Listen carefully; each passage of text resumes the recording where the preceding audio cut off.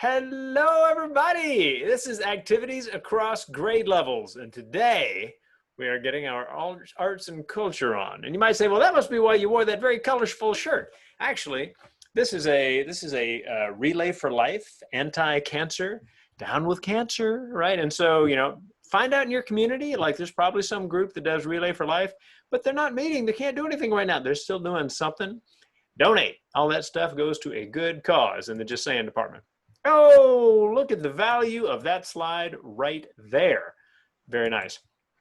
We want to pass out a few thank yous. First of all, to Fowler Unified. And let's see, Susan, if you were to describe how Fowler Unified, how would you go about doing it?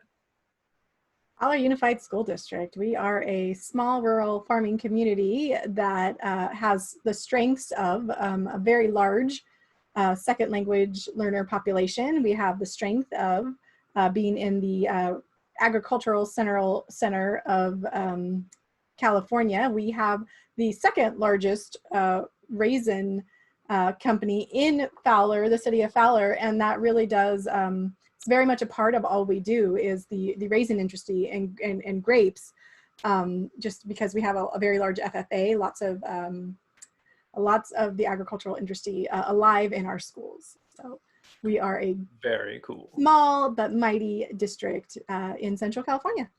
Very nice, and we thank them for sharing you as a part of this. That's for sure. Thanks goes out to the Krause Center for Innovation at Foothill College, the team there, Gay and Cass and Justin, and just all you good folks that are part of all the good that happens there.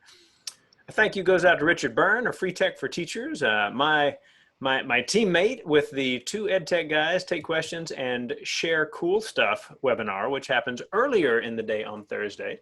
If you have never caught that, I hope you will. Join in. We have a lot of fun doing it.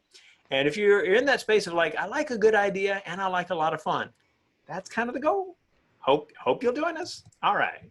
Now, we thank you for being here, and we are happy to introduce ourselves to you. Susan, who might you be? Hi there, I am Susan Stewart. I'm an instructional technology teacher on special assignment from Fowler, California. I have been in Fowler now for 21 years, 7 years as the technology coach. And before that, I spent 14 years teaching kindergarten and second grade. I am a mom of 3, and I love riding my bicycle, and I've been doing a lot of that lately. So I am a teacher, and I am a learner, and I'm very excited to be here sharing with my friend Rushton. And my name is Rushton. I am a friend of Susan. I am a former high school teacher of Japanese language. I am a former principal of a K-12 school, former principal of an online high school, and I run a little nonprofit shindig called Next Vista for Learning. It is a library of videos by and for teachers and students everywhere, free to use, free to contribute to, free to download from, all for a student audience, all screened content, my own little attempt to save the universe from ignorance, one creative video at a time. Thank you very much. Now, if you are new to what we're going to do, and even if you're not, if you are joining us today and you say, hey, I'd like to sign up for your newsletter, can you put that link in the chat? The answer is, of course. And what I will do is I will put 2 links in the chat. The first one will be to the September version of the newsletter, so you know kind of what you're getting into. And the other thing that I will do is to put into the chat how to sign up for the newsletter, because getting back to the idea, if you sign up today, you will be in a drawing for a Starbucks card, because it's just more fun to win a Starbucks card and not need to than to need to and not win one. That's just how I see the world. So I hope you will give that a look and let me know what you think. Tell me how I can make that newsletter better for you. I love getting feedback. How's this going to work today? Well, what we do is we take an idea, a tool, or whatever it might be, and we talk about it at various grade levels. So we start with our young learners, our K-2 crowd. And so we're doing Google Arts and Culture today, and I hand it over to Susan to talk to us about cool stuff for the young ones, the little ones. Awesome, yeah. So let's talk about young learners. When it comes to art, a lot of times with students, their most frequent access to art is, of course, the illustrators in the books they read. So when we want to start giving students just some idea of what art is, it's the idea of a drawing. What does that look like? And how can we start to expose them to some of the fine arts through literature? Well, one of my favorites is this book called When Pigasso Met Mootisse. And it's a fun, playful, story of these two artists and some of their, exchanges. But it really does start that conversation. Well, Picasso, that's like Picasso. And what do we know about Picasso? Of course, we can start exploring a little bit about some of Picasso's work. And we can talk about how it's a little silly. And, kids and Picasso actually goes hand in hand, because they're all about, going outside the box when it comes to sharing. So I love this website we'll do called Picasso Head. And so really, really fun way to take this idea. We're learning about lines and shapes and how Picasso's art's not necessarily always what we actually look like. And so we can go develop our own Picasso heads to kind of just be more familiar. Of course, we can visit Google Arts and Culture and go take a peek at some of the actual work by Picasso. But it is a fun way to just start having students notice art, as well as start to see it as something they can describe. Start using some of those words like color and line, just making students aware of how those things play off of each other in art.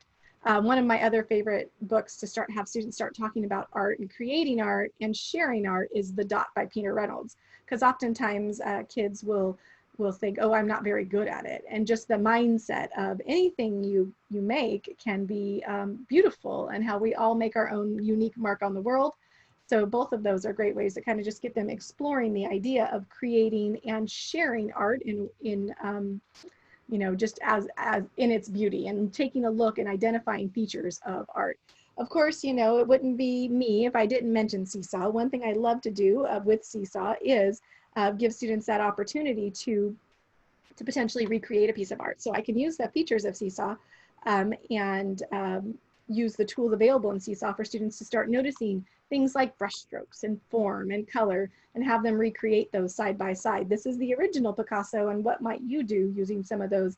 Like, see how Seesaw has such a great variety of drawing tools that it allows students to experiment with the, different widths of lines, and how they can, mess with colors, customize their colors. So on the next slide, there's a couple more examples where we can see some of the things Seesaw there too. Again, remember, keeping art and kids, what's familiar is illustrations. That's definitely a familiar way for them to start doing that.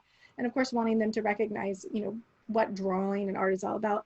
I love how a lot of, especially right now during the pandemic, popular children's authors, including Dave Pilkey and Mo Willems, have started creating little art-based focus lessons, and they're packaged through, gosh, both Seesaw has some, and then through a couple different museums, they'll actually do these small little series. The Small Works Project is all about creating tiny little bits of art and what that looks like, and how everyone, again, just like the dot makes their mark, and how everyone's art is beautiful, but also has students start to explore art as a way that they can express themselves. So I love, starting with that perspective. What does a young child understand? Well, they understand themselves. They understand, what's small and close to them. So we can start to open their eyes too. And that Kennedy Center Mo Willems collection is amazing. It's a great way for kids to just kind of start diving into some of those concepts of art. So as we continue on, we start talking about the students who are a little bit older, our upper elementary students. And here's where we can start maybe having some deeper conversations. If you open up this picture called The Harvesters here by this gentleman, I'm going to say it's Peter. It looks like Peter to me. We can start having students really take a deep look into this, and we just pause and look. As I mentioned, we are a farming community, and so as students look at this photo, they can imagine this, and they look what's seen going on, like here in the foreground. Much like lunchtime, in our vineyards, right in Fowler, we will see that at break time. It's lunchtime. People are stopping. They're sharing the meal. They're taking a break. You see them finding shade under the tree. And those details we can really look at. Now, if you have a chance to zoom into the far, far, far background, you'll actually see that there are women and children. They are way, way, way back over there. And they are, you'll see that the elderly women, you can notice it's a lot of grandmas out there taking care of the kids.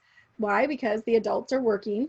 But here you have some of the grannies there. They're caring for the children. The children are playing. So this word just reminds me a lot. As I look at these pictures, this is a 500-year-old piece of art.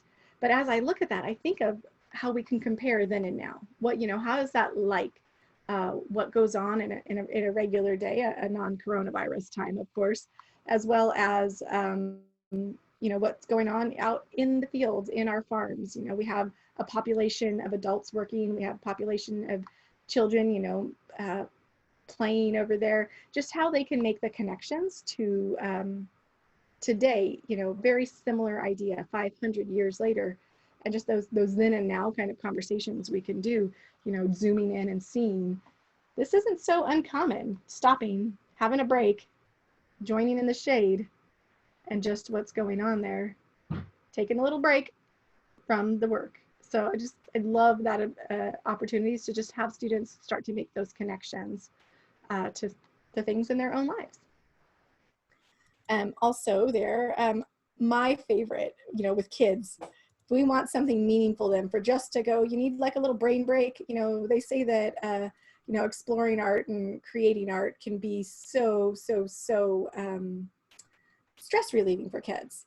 Taking them somewhere like this, this augmented reality part here, where they can take an object, whether it is this fun shark, where we can get up close and personal and look at all the angles and look at all the pieces there, or if it's something, some of the other augmented reality pieces they have Neil Armstrong's spacesuit, right? And you can get this augmented reality, really dive in and take this 3D look at. So you see there's a button there. If you have the opportunity, it says view in augmented reality as well.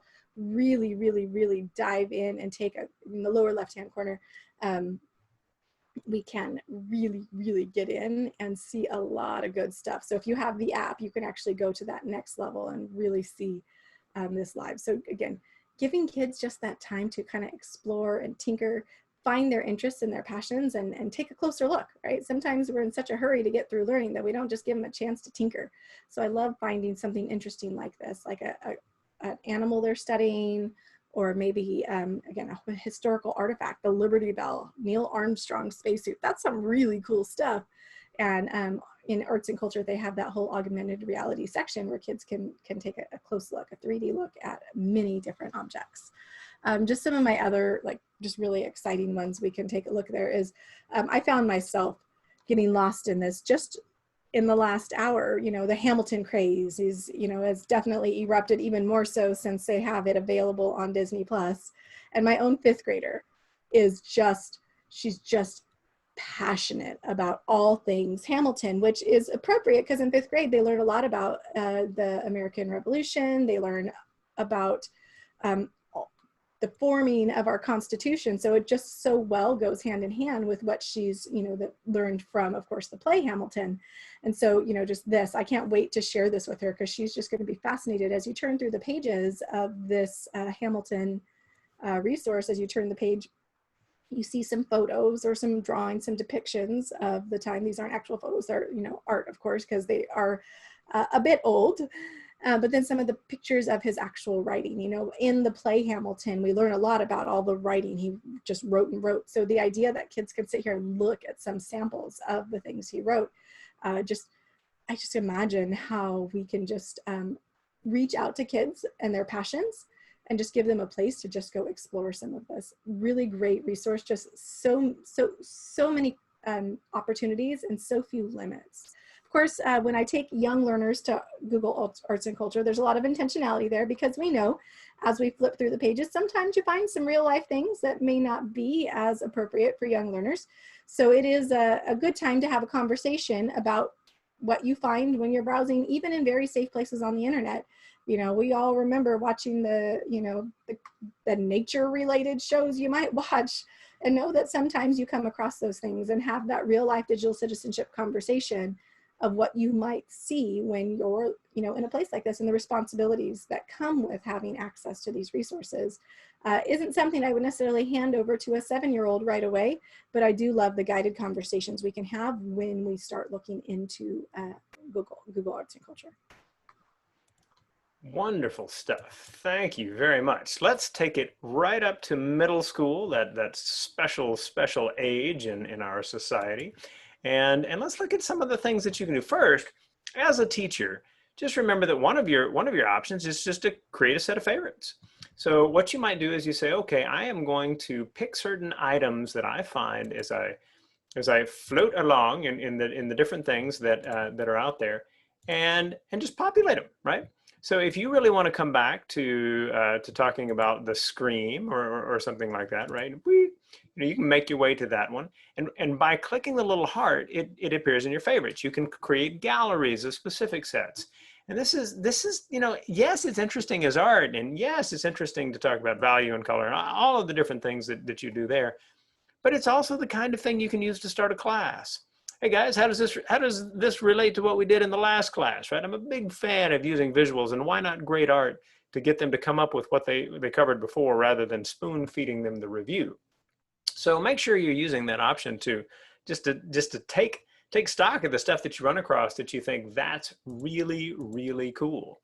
Another thing that I found while I was playing around on arts and culture is NASA's 10 most requested photos. And I just love looking at some of the things that pop up here. So here we are, and kind of no matter what age we're talking about, would you wear a suit like this? Why would you? Because I want to go to space. Oh, I don't think I'd like that. All of those kinds of questions are really quite interesting.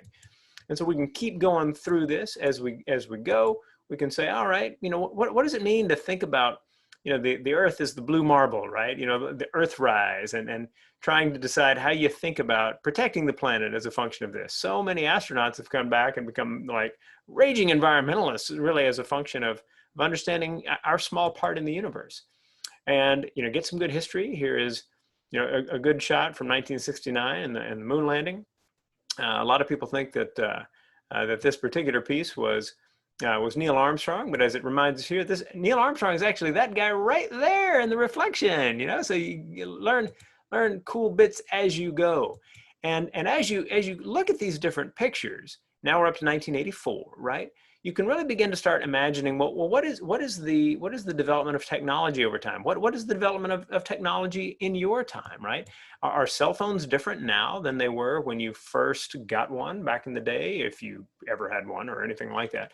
But some of it, just kind of gets into the space of what does it mean to think about the universe as a place that's a lot more than just black space, right? And there is all of this incredible art that is a function of what you see. This was from the Cassini spacecraft 16 years ago, as it rounded Saturn such that Saturn was providing an eclipse of the sun. If that doesn't strike you as off the charts cool, we're cut from different wood, right? This can spark all kinds of discussion on the part of students about what they see and what they think of what they see and how they think about the universe around them. So there's just so much in pieces like that. Now, like Susan, I think the whole zoom bit is a really big whopping deal, right? So you take something like the Starry Night and you can zoom in. Now, what does it mean to zoom in? Well, let's talk about it from several angles. Like Susan said, you can be looking at how we look at particular pieces of a painting as different parts of a story. How does it relate to the world as we know it now? But there's more as well. When you first look at something, you may not see the detail that is there. And once you start zooming in, you begin to see things that you didn't see before. And that's a lot like how we deal with the world around us. There are all kinds of things happening around us that we don't notice at first. But as you zoom in, you discover that there are all kinds of little pieces of how the world works that maybe weren't there. We're looking at Van Gogh's brushstrokes right now. And to understand that this kind of work yields something like this and how it makes us think about the world is something really, really interesting. So kudos to the Museum of Modern Art in New York for giving us that very cool option for how we think about the different things that are available to us online. Now, once we get up to high school, we're going to start talking about some other pieces. And one of my favorite pieces here comes with the kind of history that you can find when you're talking about using Google Arts and Culture. So the Eiffel Tower, right? When you think about the Eiffel Tower, you might think, okay, good. So there's some pictures of it in there. Yes, there are pictures, but there's a lot more than just pictures, right? So they have these things where it's like it's a partner. So you can have an organization that is a partner to Google Arts and Culture, and they make a lot of different things. So they have stories. These are online exhibits that kids can work with. loads of photographs, all kinds of drawings, that were a part of Gustav Eiffel's work as he was planning this. And look, you can even like explore via Street View, from way up on the Eiffel Tower. You can say, well, that would be Paris right there. I had the good fortune of being able to go to Paris last year, it was, in the before times. And I took a picture from like the next level up on this one and sent it to a friend via text. And the friend wrote back and said, wow, you were flying in kind of close. It's like, no, I'm on the Eiffel Tower. And it's like, wow, crazy. So, being able to really look around and say, well, what does it mean to be in a place like this? Well, this is part of it right here. You're looking at this kind of space. And getting students looking at things that make them think about the world around them a little differently is, I think, part of the fun of getting into the endless variety, the incredible level of detail that you find in arts and culture. So the Wonders of India is a project, right? So they have partners, they have projects where they bring a lot of different pieces together. And so the Wonders of India is one where, it starts with a video talking about, these different places. It talks about the incredible, temples where how the wind interacts with the temples generates different musical notes and stuff. And this is the kind of stuff that sticks in the kids' memory. We have to kind of be in that space of what is it that we do in class that kids will remember, that they might even talk about when they go home. And it might be that, what you need is a 360-degree video where they get a chance to start seeing some of these things. So there's some great music and dialogue in this, but as you go, just know that when you are working with 360-degree video, you can really see a lot of cool stuff popping up.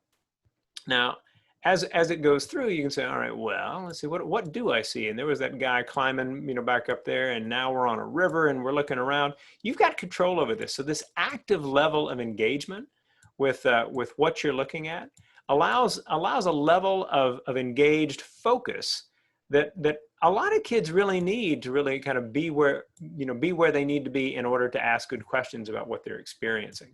So something like the Wonders of India is a great option. You might use what you find here to work with something like this. Okay, so the water lily pond. Okay, well, that's a famous piece of art, Claude Monet. All right, that's great. But this is an opportunity to look at what else is going on in the world. Well, like this artist Banksy that like nobody knows who he is, or at least those who don't say, or whatever it might be. This is that graffiti artist, who kind of made his name in kind of the western reaches of England, and now like a painting that he did back in 2005 that was built on like Monet's work, but he added like grocery carts and like a cone and things like that to talk about, our influence on the environment and things like this. And so you can begin to say, well, why is this important? Why is this guy's work important? And now you can really launch a lot of conversations about how people think about graffiti and art and commentary and politics and culture as a function of being able to say, well, there was this work from Banksy, and then there's this work from Monet, and art inspiring art is itself like this interesting discussion. So one more I'll show you. Sushi. Yeah. So there is a total exhibit on sushi, right? And so you go into it and there's like a little video that plays, and it's, they're telling you about, different things related to sushi as we go. You can get in and get like the innovations that were a part of sushi as a kind of food in Japan and for what reasons. And the art of the time that kind of focused on this. This is a child apparently, like getting a meal, the kind of thing that you could just pick up at a stall on the side of the road, right? Lots and lots of cool history that just come into things like the food we eat, and I think that's pretty good fun as we begin to look at just peeling back layers, right? Getting into the detail like we did with Starry Night. You just keep pulling things back, and there's more and more and more there, which is really, really good fun. So when we think about the fun of learning, to properly exhibit that to our students, we have to be in the right frame of mind for doing it, right? Which means taking good care of ourselves. We are those people who might be the first adults who smile at kids in the morning when they show up in our Zoom room or Google Meet or whatever it might be. And so to do that right, we got to take care of ourselves. And now more than ever, this is such a challenging time for all of us. We hope that the resources that you find on a site like nextvista.org and all the videos that kids and teachers around the world have made and shared are things that will inspire you in that regard as well. The newsletter is certainly a way to do that. That link is right there in the chat if you want to sign up right now and maybe win a Starbucks card, because why not? I got a blog at rushtonh.com, rushtonh.com, and I share lots of thoughts about how to inspire kids and how to inspire your colleagues and your team and things like that. I've written some books to help you become a better teacher through all of the little things that sometime interrupt our lives, and using them to get better at what we do, because little things make us better, and understanding that is important. This second book is about how you foster and share success in your school, how you ramp up activities and learning so that they become the stories of your school and your district. And this third one is one on using technology as a leader to inspire your team. Now, if you have some questions, stick around. We would love to keep talking to you. But let's finish things up. We'll wind it down. Susan, how do people find out more about you if they are so motivated to do so? Well, you can find me on the internet. You can find me on Twitter at TechCoachSusan. You can also find things I share and create under the hashtag K2Can2, because I'm all about celebrating what our littlest learners can do. Mm-hmm. And my name's Rushton. You can find me at nextvista.org. You can find me via Contact Us on that page. You can send questions. If you have a theme that you'd like us to cover, we would be happy to consider it, because there are all kinds of great things to explore so that we can inspire our kiddos in all sorts of different ways, ramping up their academic work in ways that not only help them see their own possibilities, but allow us to just enjoy the work we do all the more. I mean, in a sense, the goal is personal and professional satisfaction for us, so as to inspire the kids in ways that maybe, they haven't been so far. So feel free to stay in touch with us. So I hope that as you think about the different ideas that we shared over the course of this webinar today, there were some that stand out for you. We hope you'll share this with others. And we hope that as you begin to think more and more about the different possibilities for what you do, you'll keep coming back and share your ideas with us. And so with that, we would like to say thank you for joining us, and we will see you next week.